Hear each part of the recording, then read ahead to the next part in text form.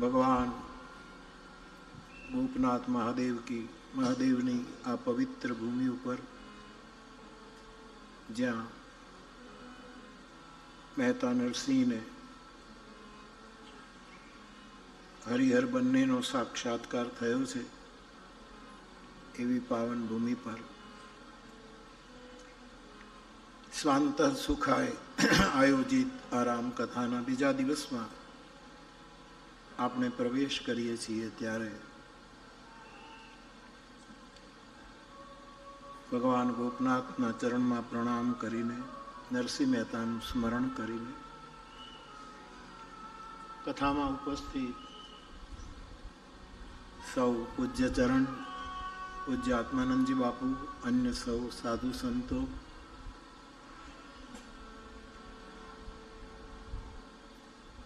વિશેષ સન્માનિત મહેમાનગણ, બંને ટ્રસ્ટના ટ્રસ્ટીઓ, આજુબાજુ ગામના સૌ ભાઈ બહેનો, સાહિત્ય, કલા, સંગીત, વિવિધ ક્ષેત્રના અગ્રણી મહાનુભાવ, આપ સૌ મારા શ્રોતા ભાઈ બહેનો અને નિમિત્ત માત્ર મનોરથી પરિવાર, સૌને વ્યાસપીઠ પરથી મારા પ્રણામ. જય સિયારામ, જય ગોપનાથ. તો બાપ, આપણે પ્રવેશ કરીએ. એક પ્રશ્ન આવ્યો કે નરસિંહ મહેતાના આટલા બધા પદો છે, ઘણા પદો છે, કવિતા, કાવ્ય, મહાકાવ્ય, ગઝલ, ભજન, એ જે જુદી જુદી વિધાઓ છે એમાં પદ એ વધારે પ્રિય લાગે છે, કારણ કે પદ એ નાન્યતર જાતિ છે અને નાન્યતર જાતિ નિર્દોષ છે અને નાન્યતર જાતિ નિર્દોષ હોય છે.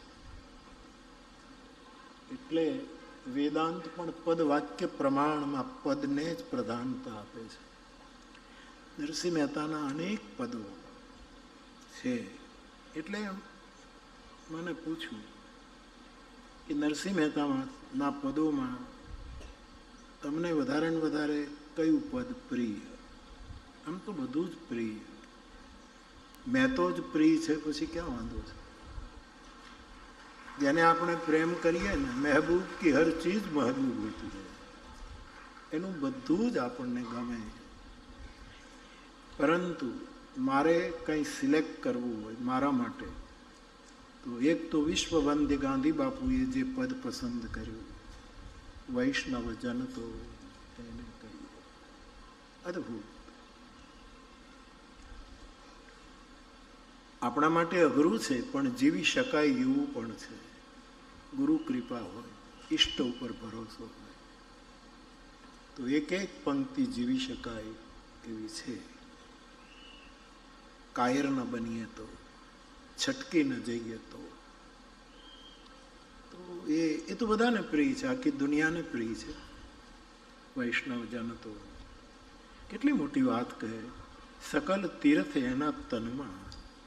આવો માણસ મળે તો પછી તીર્થયાત્રામાં જવાની જરૂર નહીં. એના શરીરમાં બધા જ તીર્થો નિવાસ કરતા હોય એવું મહેતાએ અદ્ભુત પદ લખ્યું. એટલે એ તો બધાને પ્રિય હોય, આપ સૌને, આપણને બધા. પરંતુ બીજું પદ મને જે અત્યંત પ્રિય છે તે વિશ્વાસનું પદ. આ વૈષ્ણવનું પદ અને બીજું વિશ્વાસનું પદ, એ મને બહુ પ્રભાતી કરતા.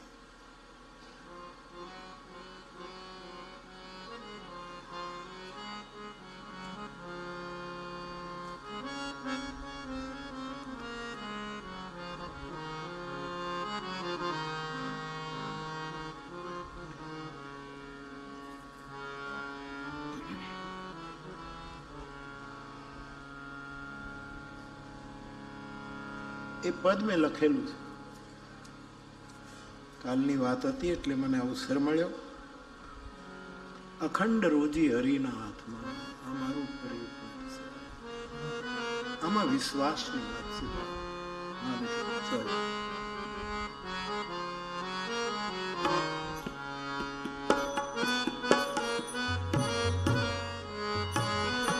મને 2-3 લીટીઓ પંક્તિઓ યાદ હતી, અમે ક્યારેક ક્યારેક ગાઈએ, પણ આ વાત આવી એટલે મેં આખું પદ લખ્યું. મને પ્રેમ ભરોસાનું પદ છે, વિશ્વાસનું પદ છે, ઊંડી શ્રદ્ધાનું પદ.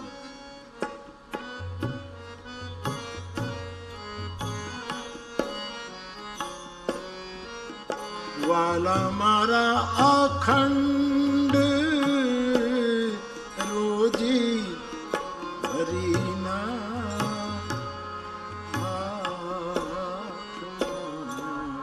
વાલા મારા અખંડ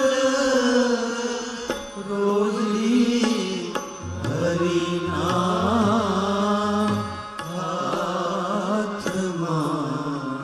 આપણા હાથમાં જે આપણી આજીવિકાનું સાધન છે ને એ અખંડ નથી, એ ખંડિત થયા.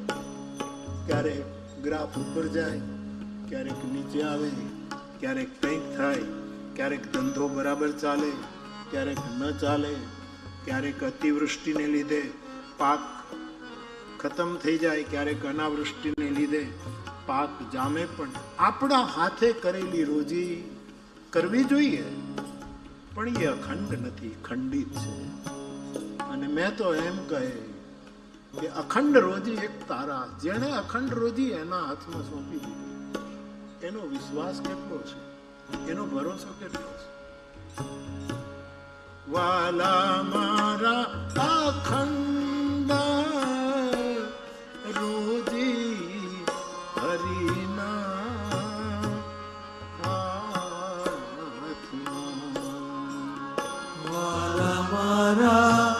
અખંડ રોજી હરિના હાથમાં. વાલો મારો જુએ છે વિચારી, વાલો મારો જુએ છે.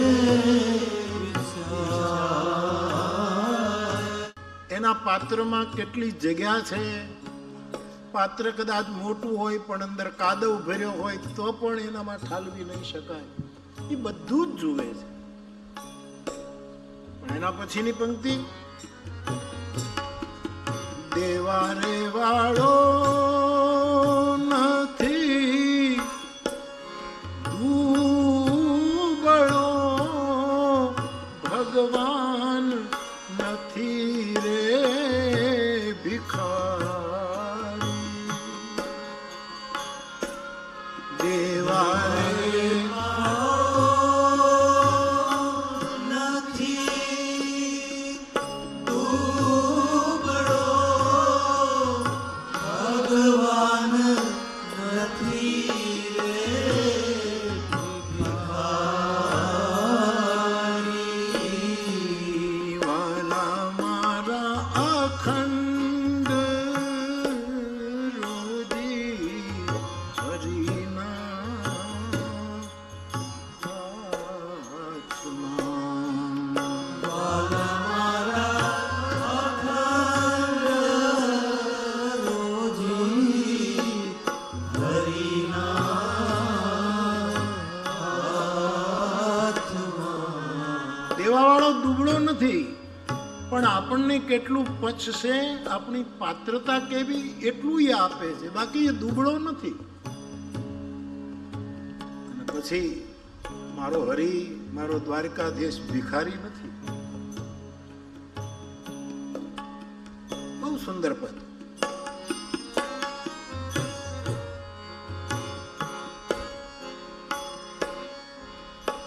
એજી સ્થળ તો અગમ અને આ કાયા છે વિનાશી.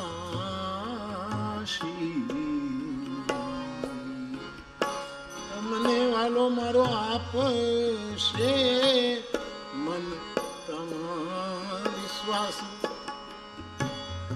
વિશ્વાસ રાખશો તો મારો વાલો આપશે.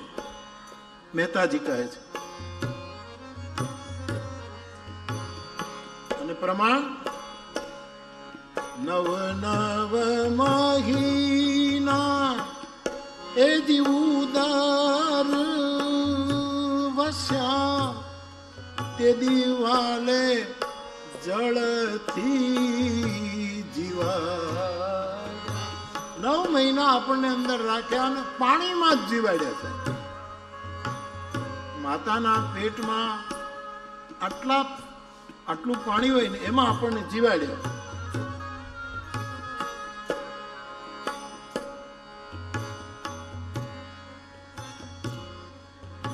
આપશે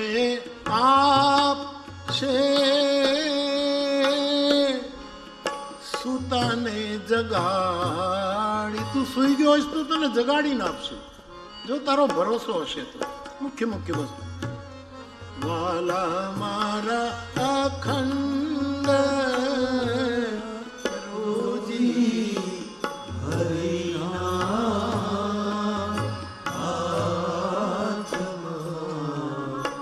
છેલ્લે કહે છે જી ગરુડે ચડીને ગોવિંદ આવજો, ગરુડે ચડીને ગોવિંદ આવજો.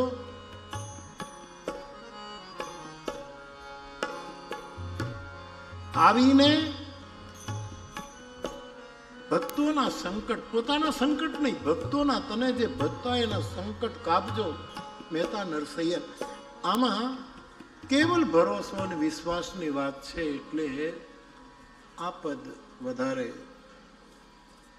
ગમે છે. શબ્દો બરાબર નોંધ નથી થઈ એટલા માટે પછી ક્યારેક.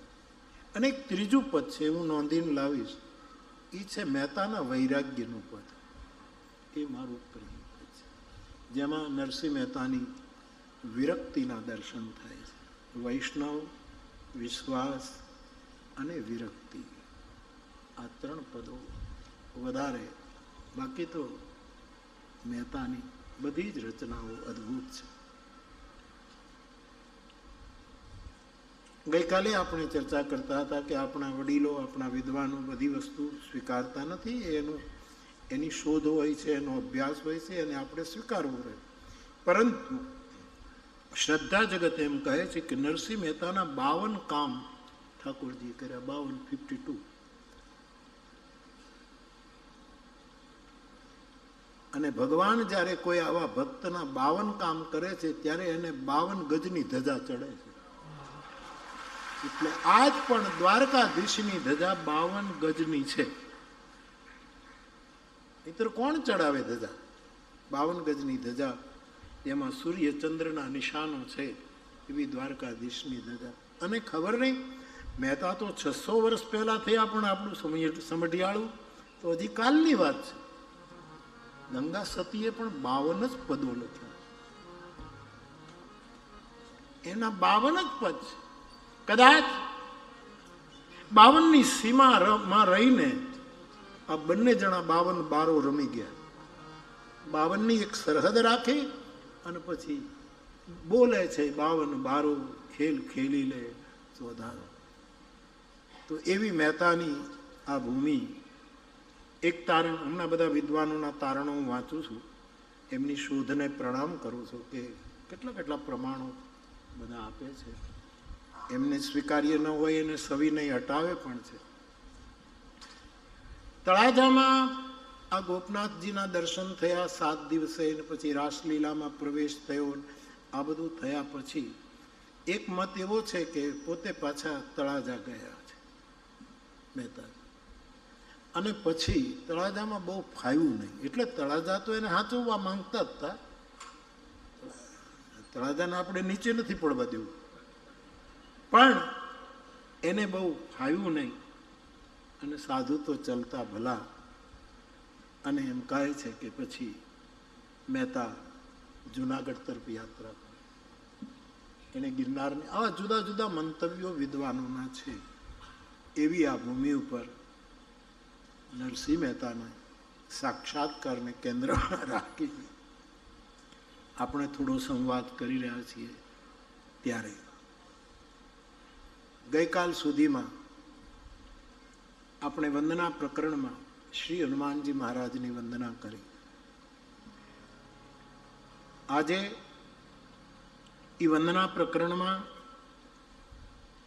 તુલસીદાસજીએ રામના કાર્યમાં જેમણે જેમણે મદદ કરી એ બધા જ સહયોગીઓની વંદના કરી.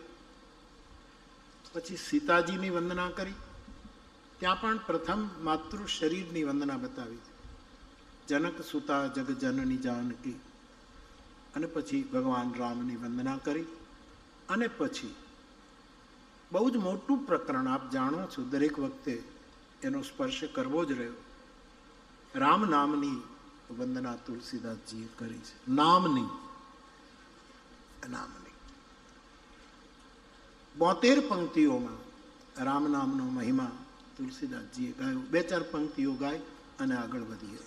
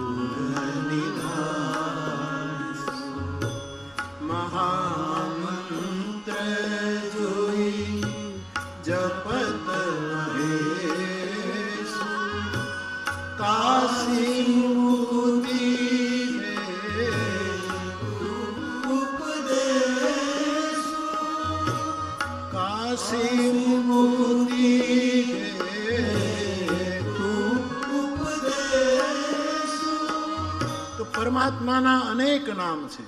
વિષ્ણુ સહસ્ત્ર નામ મહાભારતનું એક મહત્વનું પ્રકરણ છે, જેમાં ભગવાનના 1000 નામની વાત છે. એમ રામ પરમ વિષ્ણુ છે તુલસીના મતે. એ પરમ વિષ્ણુમાંથી અનેક વિષ્ણુ પ્રગટ થાય છે, એવો ગોસ્વામીજીનો મત છે. તો એ પરમ વિષ્ણુ ભગવાન રામના પણ અનેક નામ છે. એમાંથી તુલસીદાસજી કહે છે જે રામ નામ છે એની હું વિશેષ વંદના કરું છું. રામ નામ જે અગ્નિરૂપ છે, સૂર્યનું કારણ છે, ચંદ્રમાનું પણ કારણ છે. રામ ન હોય તો સૂર્ય સૂર્ય નહીં, ચંદ્ર ચંદ્ર નહીં, અગ્નિ અગ્નિ નહીં.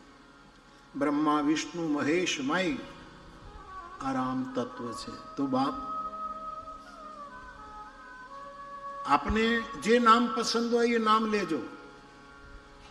દુર્ગાનું નામ, શિવનું નામ, જેનું નામ તમને પસંદ હો પ્રભુનું.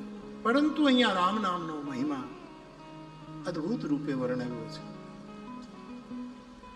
એ મહામંત્ર છે. રામ નામ એ મહામંત્ર છે. હું કહું તે ન ચાલે.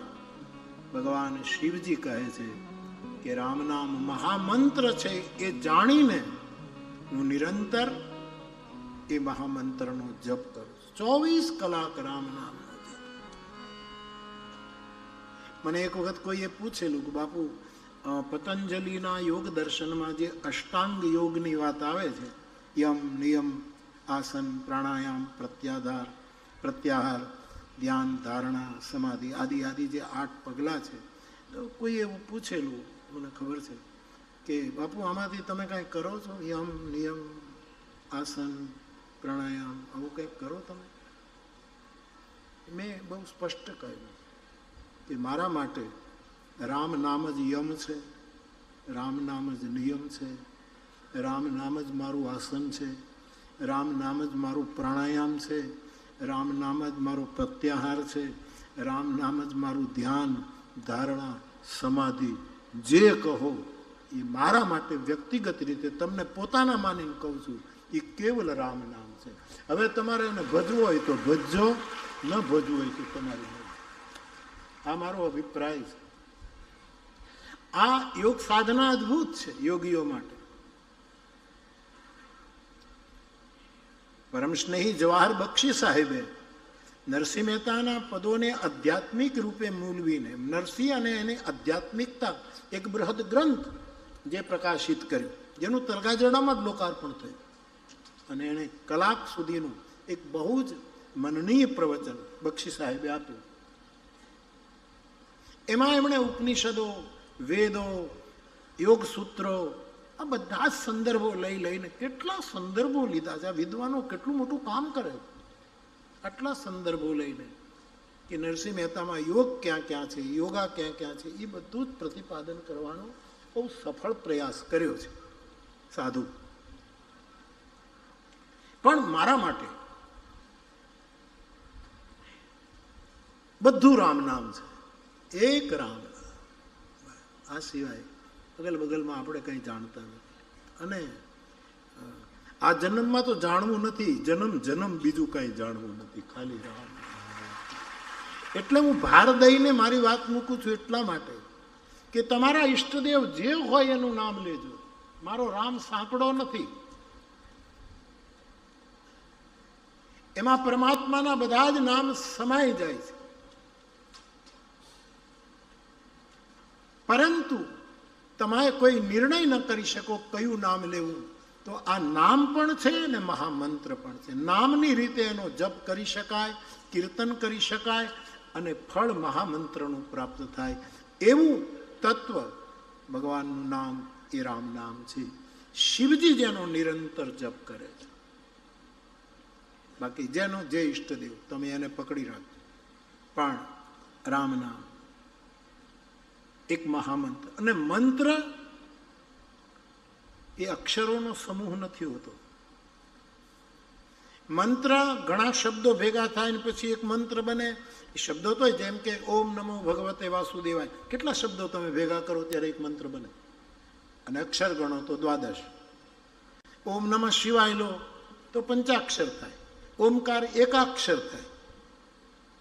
પરંતુ તત્વત અગ્રદાસ મહારાજે એમ કહ્યું છે, મારે ખાસ કહેવું છે આપ સૌ, અગ્રદાસ મહારાજનું નિવેદન છે બાપુ, કે મંત્રમાં જે અક્ષરો જુએ છે એ મંત્રનો અપરાધ કરે છે. એ અક્ષરો નથી, એ શબ્દ સમૂહ નથી. મંત્રનો મહિમા અદભુત છે. નામઘોષા સારમાં વિનોબાજીએ જ્યારે એ નામનો મહિમા ગાનારની આપણા મહાપુરુષને લઈને જે કર્યું, એમાં ગાંધીજીને પણ કોટ કર્યા. તો આ અક્ષરોનો સમૂહ છે, શબ્દ સમૂહ છે, એવું જો માને તો એ મંત્રનો અપરાધ છે. એવું નહીં માનવું. મહામંત્ર જુદો પ્રદેશ છે, આખો જુદો પડાવ છે. ઓમ નમઃ શિવાય કે એમાં ઓમ ને પછી ન ને પછી મ ને પછી આ તે એમ એમ એમ એના અક્ષરો ઉપર નહીં જતા, નહીતર અપરાધ છે. ઓમ નમઃ શિવાય. ગાયત્રી મંત્રના અક્ષરો ઉપર ન જવાય. એમ રામ એ 2 અક્ષરનું નામ આપણે ગામડાવાળા ગાઈએ છીએ, ટૂંકું ટચુકડું નામ રામ રામ રામ બોલો, અને એ અંતરને આપશે. આપણે જોઈએ છે શું? અંતરનો આરામ જ જોઈએ છે. નામ છે નાનું, મહિમા બહુ મોટો, પણ એના અક્ષરો નહીં ગણવા, નહીતર અપરાધ છે. અગ્રદાસજી કહે, અગ્રદાસજીનું જરા કડક ભાષામાં બોલ્યા છે. એમણે બીજી વાત એ કે શાલિગ્રામને જે પથ્થર માનશે એ મોટો અપરાધ કરે છે. શાલિગ્રામ પથ્થર નથી, એ પથ્થર નથી, એ વિષ્ણુનું સ્વરૂપ છે, એને પથ્થર ન મનાય. અગ્રદાસજી કહે તુલસીને જે વૃક્ષ માનશે, તુલસીને એક છોડ માનશે, એ અપરાધ કરે છે. તુલસીનું છોડ એ છોડ નથી, એ પૌધો નથી, એ કંઈક બીજી જ વસ્તુ છે. એવું અગ્રદાસજી કહે. ઠાકોરજીની પૂજા કરે પૂજારી આપણને ચરણામૃત આપે, એ ચરણામૃતને જે પાણી સમજશે એ અપરાધી છે. ચરણામૃતને પાણી સમજવું એ અપરાધ છે, એવું અગ્રદાસજી કહે. કોઈક આપણને પ્રસાદ આપે, ગોપનાથ ભગવાન આપણે 4 નક્ષત્રો ચાલે છે, ગોપનાથમાં જે આવે બંને જગ્યાએ પ્રસાદ. શ્રાવણ મહિના તો મેં સાંભળ્યું કે 84 લાડુ જ હોય નહીં બાપુ, એવું હોય. પણ જ્યારે આપણને ઠાકોરજીના પ્રસાદ રૂપે અન્ન મળે તો એને કોઈ દિવસ અન્ન નહીં સમજવું, નહીં ત્યારે અપરાધ છે. એ પ્રસાદ છે, એને અન્ન ન સમજાય. ગાયને કોઈ દિવસ પશુ ન સમજાય, ગાયને પશુ સમજવું તો એ અપરાધ છે. પશુ ગાયનું વિશેષણ છે, પશુ ગાય નથી, ગાયનું વિશેષણ છે પશુ. મેં ગઈ કથામાં પણ આ સ્પષ્ટ કર્યું. રાવણની સભામાં સંધિનો પ્રસ્તાવ લઈને ગયો અંગદ, ત્યારે કહ્યું છે કે હે રાવણ, ગાય પશુ છે? નહીતર એ અપરાધ ગણાય. તો મંત્રને અક્ષરોમાં જોવું એ અપરાધ, મંત્રનો અપરાધ ગણાયો છે અગ્રદાસજીની દૃષ્ટિએ. તો રામ નામ જે છે એ મહામંત્ર છે. મહામંત્ર સજીવ હોય છે. મહામંત્ર હંમેશા સજીવ હોય, જડ નથી હોતો, એ સજીવ હોય. લોગ વિયોગ વિષમ વિષ દાગે. તુલસીદાસજી એક પંક્તિ લખે છે આ મંત્ર બાબતની. મહારાજ દશરથજીનું મૃત્યુ થયું, ભરતજીને મોસાળેથી બોલાવ્યા, ભરતજી આવ્યા, આ બધી ઘટનાથી બહુ વ્યાકુળ થયા, દુઃખી થયા. પિતાનું ક્રિયા કરી અને પછી એક સભા મળી અયોધ્યા કાંડમાં. રામ તો પિતાની આજ્ઞા માનીને વન ગયા, ભરતને રાજ્ય મળ્યું છે, હવે શું કરવું? એની બધી બહુ જ લાંબી ચર્ચા ચાલે છે. આ વાત આવી, આ વાત, એમાં અત્યારે નથી જવું. પણ છેલ્લે ભરતજીને જ્યારે બોલવાનો સમય આવ્યો ત્યારે એણે એમ જ કહ્યું કે એક હી પ્રકારે મારું હિત જો તમે ઈચ્છતા હો તો છે કે આપણે બધા સવાર પડે અને અહીંથી રવાના થઈને ચિત્રકૂટ ભેગા થઈ જઈએ. એક જ આ શબ્દ, પ્રાતઃકાલ આપણે નીકળી જઈએ, પછી જે નિર્ણય થાય ત્યાં. અમારે દિગુ બાપુ આપણે કયું ગામ એમનું? ભડિયા. દિગુ બાપુ હંમેશા કહે કે ઘરમાં માથાકૂટ થાય ત્યારે ચિત્રકૂટ જવું. આ માથાકૂટ ને ચિત્રકૂટ ભેગા કરે. જ્યારે માથાકૂટ ઘરમાં થાય ત્યારે ચિત્રકૂટ વેવ જવું. તુલસીદાસજી પણ એમ જ કહેતા, જ્યારે કાશીમાં પંડિતો હેરાન કરે, જ્યારે ભણેલા ગણેલા તુલસીને પરેશાન કરે, અથવા તો તુલસીનો રામ સાક્ષાત્કાર જેને પચ્યો નહીં એવા માણસોએ જ્યારે વિરોધ કર્યો ત્યારે તુલસીદાસજી દોડીને ચિત્રકૂટ જતા રહેતા હતા. એ તુલસીના જીવનની ઘટના છે. તો ભરતજીએ કહ્યું એક પ્રકારે મારું હિત થાય એમ છે. આપણે બધા સવાર પડે ને તુરંત ચિત્રકૂટ જતા રહીએ, પછી જે થવું હોય તે થાય. આ વાત જ્યારે ભરતજીએ કરી ત્યારે તુલસીદાસજી મંત્ર સજીવ હોય છે એની એક સૂત્રાત્મક પંક્તિ ત્યાં લખી નાખે, લોગ વિયોગ વિષમ વિષ દાગે.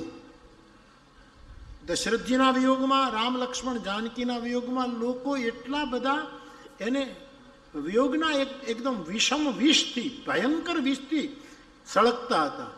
એમાં મંત્ર સબીજ સુનત જન જાગે. તુલસીદાસજી કહે ભરતે આ મંત્ર આપ્યો, આ વિચાર આપ્યો કે આપણે ચિત્રકૂટ ભેગા થઈ જઈએ. એ સાંભળ્યું તો બધા જાગી ગયા કે આ બસ. ભરત બધાને પ્રાણ. મંત્ર સજીવ હોય છે, સજીવ. ગાયત્રી મંત્ર લો, એ જળ નથી સાહેબ, એ સજીવ મંત્ર છે. ઓમ નમઃ શિવાય જડ નથી, ખાલી શબ્દ સમૂહ નથી. કોઈ પણ મંત્ર લો, શ્રી કૃષ્ણ શરણમ લો, મા દુર્ગાનો મંત્ર લો, હનુમાન, કોઈ પણ મંત્ર હંમેશા. એમાંય બીજ કેટલું સજીવ હોય છે. એક નાનકડું એવું બાજરાનું બિયારણ હોય આપણું ગામડામાં. અત્યારે તો હું બાજરો જોઉં છું, ડુંડા આવી ગયા છે. બાજરાનો એક દાણો, એને તમે એક બાજુ મૂકો અને એક બાજુ 5 લાખનો હીરો મૂકો, ભાઈ 5 લાખનો, મારી દ્રષ્ટિએ 5 લાખના હીરા કરતા બાજરાના દાણાની કિંમત વધારે, કારણ કે એ સજીવ છે, હીરો મૃતક છે. એ હીરાને વાવો તો એમાંથી હીરા નીકળતા નથી, પણ એક દાણો વાવો તો આખી ધરતી સસ્ય, કારણ કે બીજમાં બહુ જ ઉર્જા. એટલા માટે આપણે ત્યાં મંત્રની સાથે બીજ મંત્ર જોડાયો, બીજ મંત્ર આવ્યો. એ બીજ એનું સજીવ પણ. કેટલી ફસલ, એક મંત્ર. મારા તુલસીજી પણ વિનય પત્રિકામાં રામ નામને બીજ મંત્ર કહે છે. એ બહુ જ ઉર્જા, રામ નામની બહુ જ ઉર્જા છે. ભરોસો કરજો, ભરોસો કરજો, રામ નામની બહુ ઉર્જા એ મહા. નહીતર શિવ ન જપે. આખી દુનિયા શિવના નામનો જપ કરે છે. અને મહાદેવ બેઠા બેઠા રાત દિવસ 24 કલાક. આ મારો અભિપ્રાય નથી, શિવજીની સાથે રહેનારા સતત પાર્વતી માતાનો અભિપ્રાય છે કે તુમ પુનિ રામ રામ દિન રાતી સાદર જપહુ અનંગ અરાતી. તમે રામ રામ નિરંતર જપો, અનંગ અરાતી. તો તુલસીદાસજી વિનય પત્રિકામાં લખે છે,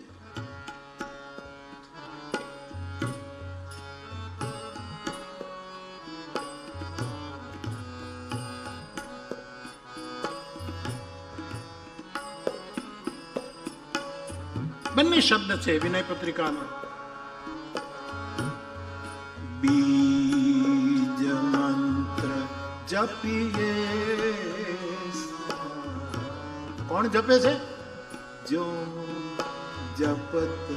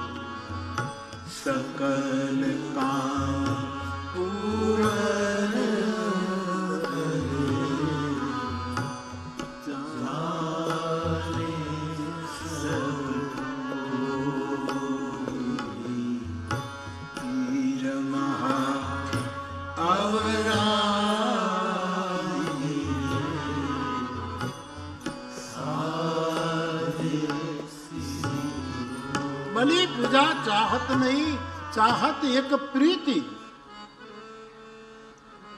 કોઈ બલિ ચઢાવવાની વાત નહીં, કોઈ એવા તાંત્રિક યજ્ઞો કરવાની જરૂર નહીં. કેવલ પ્રેમથી આ બીજ મંત્ર રામ નામ જપે, જેને શિવ જપે. અને આ તો તમારે જે નામ જપવું એ ભાઈ, હું તો ખાલી તમારી સાથે વાતો કરું. પણ બેરખા ઉપર જેટલું રામ નામ જામે એટલું બીજું કઈ નહીં જામે. અને મોટે ભાગે બેરખો લઈને બેઠા, કોઈ પણ નામ લઈ શકાય, મારો કહેવાનો અર્થ એવો નથી, પણ બેરખાના 18 મણકાને અને રામ નામને બહુ સંબંધ છે. 108 મણકાની તુલસીની માળાને અને રામ નામને અદભુત સંબંધ. કારણ કે સજીવ મંત્ર હંમેશા સજીવ છે. સબીજ હોય એટલે સજીવ છે, કારણ કે બીજમાં ઉર્જા છે. ઓશો એવું કહે કે એક બીજ આખી ધરતીને હરિયાળી કરી શકે અને એક તણખો આખા જગતને બાળીને ભસ્મ કરી શકે, ફેલે એટલી જ વાત. અને તુલસીદાસજી દોહાવલીમાં લખે છે કે જથા ભૂમિ સબ બીજમય, નખત નિવાસ આકાશ, રામ નામ સબ ધર્મમય, માનત નહીં જાનત તુલસીદાસ. રામ નામ તમામ ધર્મમય છે.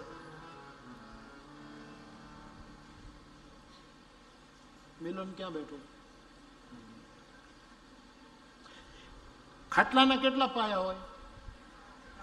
4. બરાબર ને? ખાટલાના 4 પાયા. આખો ખાટલો ખેંચવો હોય તો 4 પાયાને ખેંચવા પડે કે એક જ પાયો ખેંચવો પડે? આખો ખાટલો આપણે ખેંચવો હોય તો આમ 4 પાયાને 4 જણાને બોલાવીને કરવું પડે. એક પાયો ખેંચો રામ નામ તમે પકડો એટલે ધર્મ, અર્થ, કામ અને મોક્ષ આખો ખાટલો તમારા ખોળામાં આવીને ઉભો. રામ નામ લીધું, રામ નામ સબ ધર્મમય. રામ નામ પકડ્યું એને ધર્મ પણ આવશે, એને ત્યાં જીવનનો સાચો અર્થ પણ સમજાશે, એની કામનાઓ પણ. જો રામાયણમાં એવું લખ્યું છે કે તમે સંતોષ રાખો તો કામના નાશ પામે પણ મટે નહીં. નાશ પામે પણ એ પાછું ક્યારે વયું જાય. સંતોષ બીનું સંતોષ અને કામ નસાહી, તુલસીના શબ્દો પર ધ્યાન રાખો.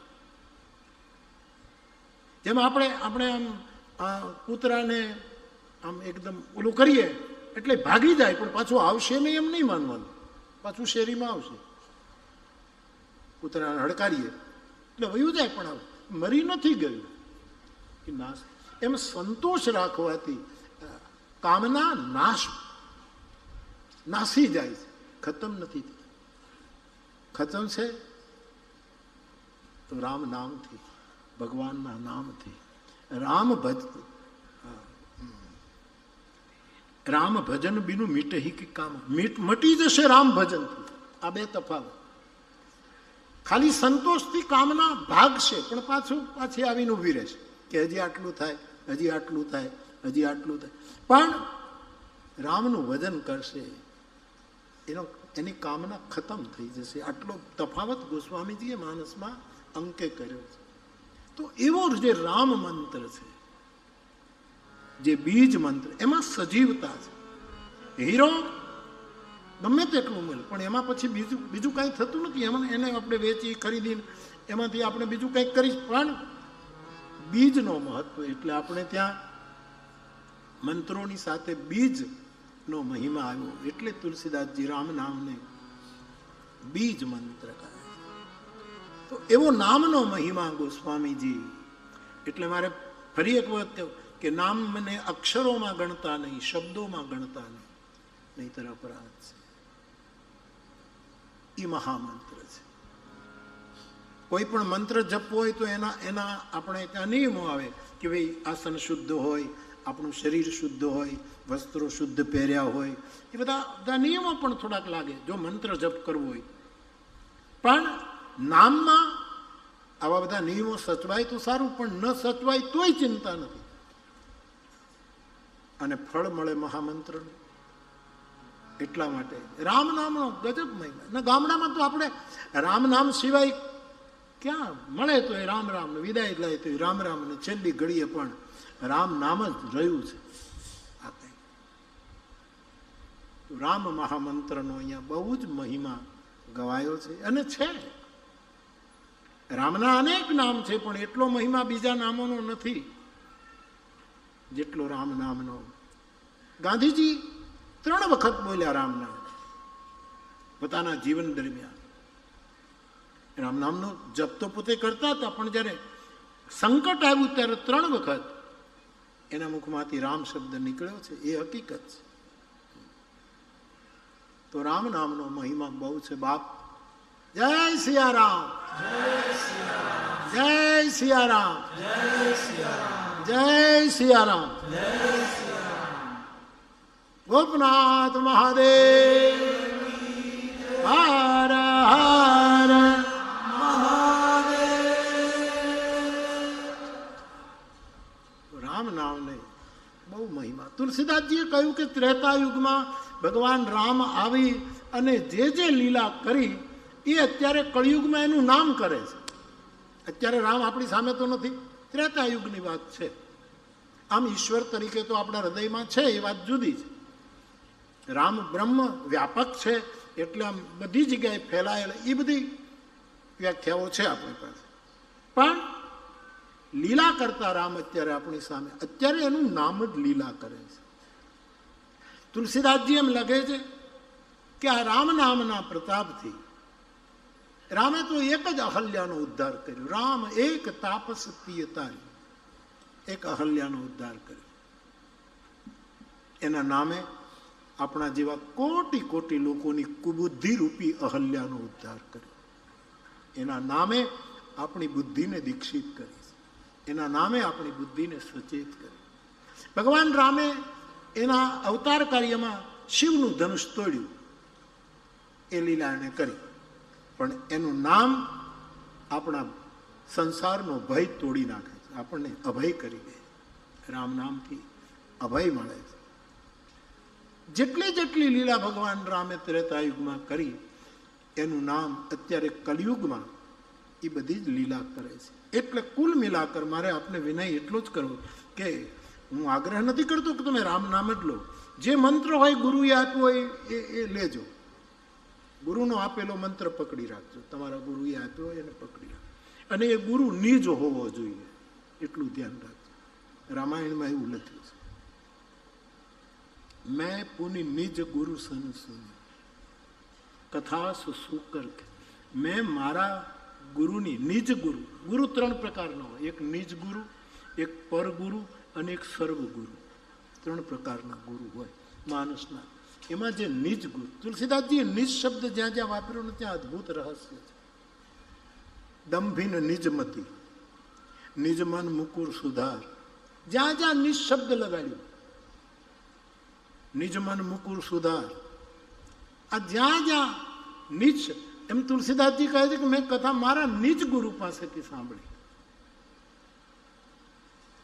મારા ગુરુ. અને 3 વસ્તુ, તમારા કોઈ એવા ગુરુ હોય, તમે જો ગુરુપદમાં માનતો, માનવું જ જોઈએ મારી દ્રષ્ટિએ. ન માનતા હો તો તમને કોઈ કે ચડાવ્યા છે, કોઈના ચડાવ્યા ચડતા નહીં. કારણ કે અમુક લોકો તો ચડાવવા જ માટે કામ કરતા હોય છે. આપણને ચડે નહીં, ચડી જાય પછી નિહરણી લઈ લે સાહેબ. એટલા માટે કોઈના ચડાવ્યા ચડતા નહીં. રામ નામ લો મારા બાપ. રામ રામ, જય સિયારામ. શંકર જપે છે મારે, એટલા માટે આપણે આનો આ ઉપાડ્યું છે. પછી આનાથી તો કોઈ ઊંચાઈ છે જ નહીં. જાસુ નામ બલ શંકર કાશી. તુલસીદાસજી કહે જેના નામના બળથી ભગવાન શંકર કાશીમાં જે મરે એ બધાને મુક્તિ આપી દે છે. આવ્યો મુક્તિ, આવ્યો મુક્તિ. ભાંગ પીને આવ્યો આમ પીડ્યો મુક્તિ. કોકનું ખિસ્સું કાપીને આવ્યો અને શંકર ભગવાન રામ નામ મુક્તિ. કોકને થપાટ મારીને આવ્યો મર્યો મુક્તિ. જે દેત સબહી, તુલસી કહે બધાને. અને કેવી મુક્તિ? સમગતિ, સમાન ગતિ. કોઈ સંતને મળે, કોઈ જ્ઞાનીને મળે એવી મુક્તિ રામ નામના પ્રતાપથી. જાસુ નામ બલ શંકર કાશી, દેત સબહી સમગતિ અવિનાશ. તો એવું રામ નામ છે. આપણે ગામડામાં તો બધા રામ રામ જ કરીએ છીએ. મળીએ કેમ છો ભાઈ? રામ રામ, રામ રામ, રામ રામ.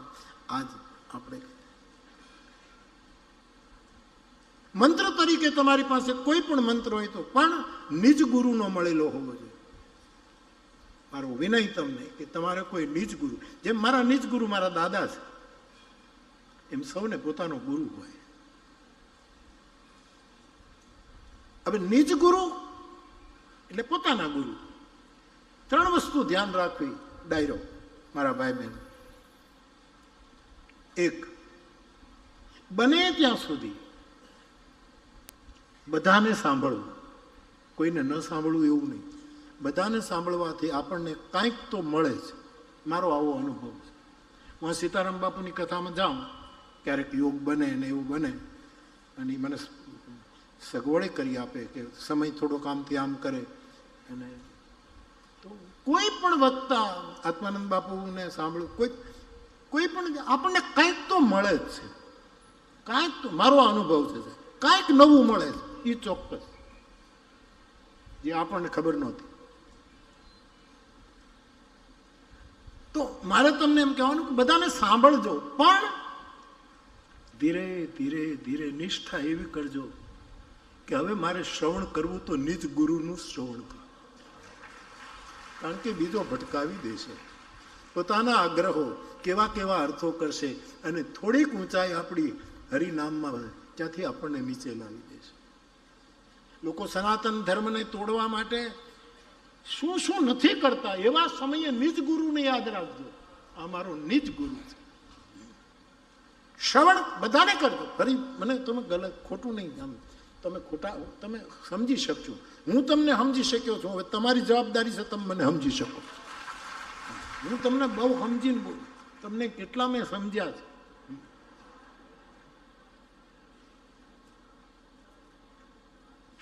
નિજ ગુરુને કરવું. તુલસી કહે મેં પુનિ નિજ ગુરુ સન. એ નહીં સમજાય ને અચેત હઈશું તો આપણે ચેતી ન જઈએ ત્યાં સુધી વારંવાર સંભળાવશે. વારંવાર તદપી કહી ગુરુ બારહી બારા.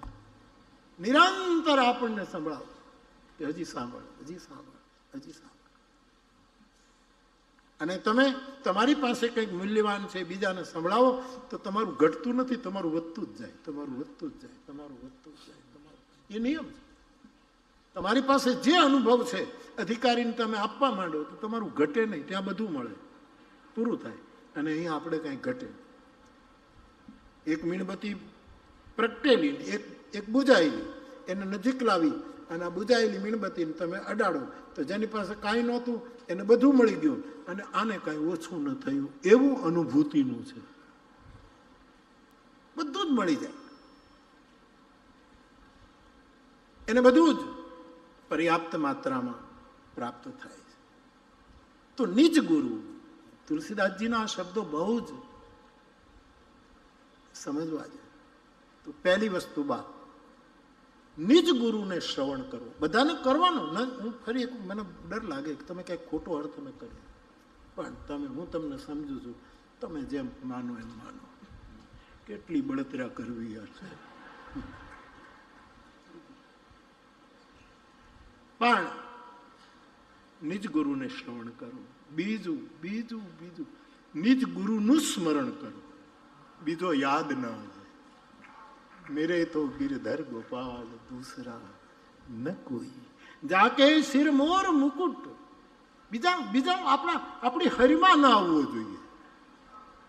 નહીં, અમુક ભુવાને છે ને એનો દેવ જ આવે. માતાજી આવે, ખોડિયારમાં આવે, ચામુંડામાં આવે, ચોટીલાવાળી આવે, મોગલમાં. એ અમુક હરિમાં એ જ દેવ આવે.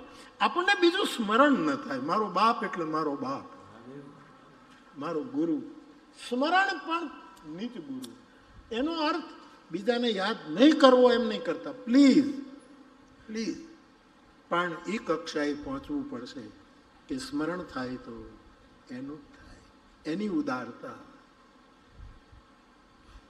એની સાધના, એનું ભજન, એનો ત્યાગ, એનું સમર્પણ, એનું મૌન, એનો પરોપકાર, એનું જગ કલ્યાણની એની અભિલાષાઓ, આ બધું સ્મરણ નિજ ગુરુનું જ થાય. અને ત્રીજું, સમર્પણ કરવાનો સમય આવે ત્યારે નિજ ગુરુને સમર્પિત થાય. કૃષ્ણએ કહ્યું મય્યેવ મનાધસ્ત, તારું મન તું મને આપી દે, તું મારો થઈ જા. આવું બોલવું પડ્યું. દુનિયા ટીકા કરે તો પણ એને કહી દે મૂક બધું, સર્વધર્માન પરિત્યજ્ય. નિજ ગુરુ. એક પતિવ્રતા સ્ત્રી પોતાને ઘરે કોઈ મહેમાન આવે તો પોતાના પતિ કરતા મહેમાનને વધારે સાચવે, સ્વાગત કરે, ચાય બનાવે તો પહેલા મહેમાનને આપે, એને સારી રીતે રાખે. પરંતુ એ સાંભળે તો એના પતિનું જ, સ્મરણ તો એને એના પતિનું જ હોય, શરણાગતિ તો એને એના પતિની જ હોય. એમ આપણે બધાને સ્વીકારવાના. અને આજે જ્યારે સનાતન ધર્મ માટે બહુ જ વિષમ પરિસ્થિતિ આવતી જાય છે એવા સમયે તો આખો સમાજ બહુ જાગે. આ ગોપનાથના પટાંગણમાં બેસીને ગોપનાથની શક્તિ લઈ નરસિંહ મહેતાને સમજીને સનાતન ધર્મને માટે બધાએ કે મારો ગુરુ એનું જ હું શ્રવણ કરું, મારો ગુરુ એનું જ મને સ્મરણ હોય, મારો ગુરુ, મને બીજી દેવ આવે જ નહીં. બીજા ભુવા જે અમુક કોઈ બીજાને ધૂણે જ નહીં. ઘણા તો બધાને ધૂણે છે, એ છે. ઘણા ભુવાને હનુમાન આવે, મેલડીમાં પણ આવે, બધા એ સાર્વભૌમ ભુવા કહેવાય. અને આપણે ત્યાં બહુ વરસાદ આવે ત્યારે ભૂવા પડે છે. ભૂવા પડે એમાં જેટલા તમે જાઓ એટલા ખૂંચતા જ જાઓ. જેટલા બહાર નીકળવાના વલખા મારો એટલા વધારે એમ ફસાઈ જઈએ છીએ સાહેબ. એવા સમયને રામ, કૃષ્ણ, શિવ, મા દુર્ગા, આપણા શાસ્ત્રો. તુલસીદાસજીને લખવું પડ્યું એના કાળમાં પણ હતું ને આજે પણ એવું છે. ત્યારે લખવું પડ્યું હતું કે દંભીને નિજમતી કલમ કરી પ્રગટ કીએ બહુ પંથ. દંભી લોકોએ અનેક પ્રકારના જુદા જુદા પેલા કર્યા છે. એવા સમયે મેં પુની નિજ ગુરુ સન સુની. તો એક નિજ ગુરુ, બીજો પરગુરુ. પરગુરુ બીજા ગુરુ હોય તો એને આપણે પ્રણામ જ કરીએ, વંદન કરીએ. આપણે ત્યાં આવે તો એનું સારી રીતે સન્માન. પધારે એમ ઘડી ઘડી ન કહેવાય, હવે તમે પધારતા નહીં એમ કહેવાય. આપણો ધર્મ તમે વિચારો સાહેબ. કૃષ્ણને પકડી લો, આખો ખાટલો તમારો, એક પાયો પકડો આખો. શિવને પકડો, આખો ખાટલો તમારા ઘરમાં. રામને પકડો, આખો ખાટલો. માં ભવાનીને પ્રણામ કરો, માં શું ના આપે. શ્રી હનુમાનજીને પકડો, ગણપતિને પકડો, પૂરું. આ બધાએ તમે સાંભળીને અત્યારે આનંદિત થાવ એટલું નહીં, સંકલ્પ કરજો. પરગુરુ એને આદર અપાય. બીજા ધર્મના હોય, બીજા જે કોઈ વિચારધારાના હોય એને આપણે આદર આપીએ, સન્માન કરીએ. પણ નિજ ગુરુ એ નિજ ગુરુ છે. અને ત્રીજો સર્વગુરુ. સર્વગુરુ એટલે જગતગુરુ, જે બધાનો ગુરુ, આખા જગતનો ગુરુ. સર્વગુરુ જગતગુરુને લાગુ પડે. શંકરમ શંકરાચાર્યમ કેશવમ બાદરાયણમ સૂત્રભાષ્ય કૃતો વંદે ભગવંતો પુનઃ પુનઃ. જગતગુરુ શંકરાચાર્ય. એક બાર ભાવ સે જય જયકાર કરો. બોલીએ જગતગુરુ શંકરાચાર્ય ભગવાન નમઃ. પાર્વતી પતયે હર હર મહાદેવ.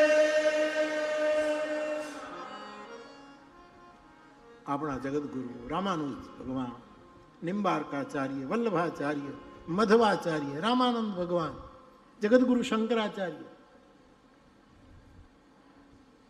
આ બધા જે મૂળ આપણા તત્વો છે. તો સર્વગુરુ એ શંકરાચાર્ય ભગવાન લાગુ પડે. બધા બધા જે પંક્તિ આપણે લીધી, પાર્વતી બોલ્યા છે આ પંક્તિ, આ માનસ ગોપનાથ. વિશ્વનાથ મમ નાથ પુરારી. હે વિશ્વનાથ મહાદેવ, હે ગોપનાથ, તમે વિશ્વના નાથ છો પણ મારા પણ નાથ છો. વિશ્વનાથ મમ નાથ પુરારી. ત્રિભુવન મહિમા વિદિત તુમારી. ત્રિભુવનમાં તમારો મહિમા છે. નાથ કૃપા અબ ગયો વિષાદા. મારા મનમાં બહુ પીડા હતી. પાર્વતી કહે છે આપની કૃપાથી મારો વિષાદ પ્રસાદમાં પલટી ગયો. સુખી ભયું પ્રભુ ચરણ પ્રસાદ. આપના ચરણની કૃપાથી પરમ તત્વ ચરણ પણ કૃપા કરે, નેત્ર પણ કૃપા કરે, હાથ પણ કૃપા કરે, વાણી પણ કૃપા કરે. અને કોઈ વસ્તુ હાથમાં, જે હાથમાં આવે એ આપણને આપી દે, એ પણ કૃપા.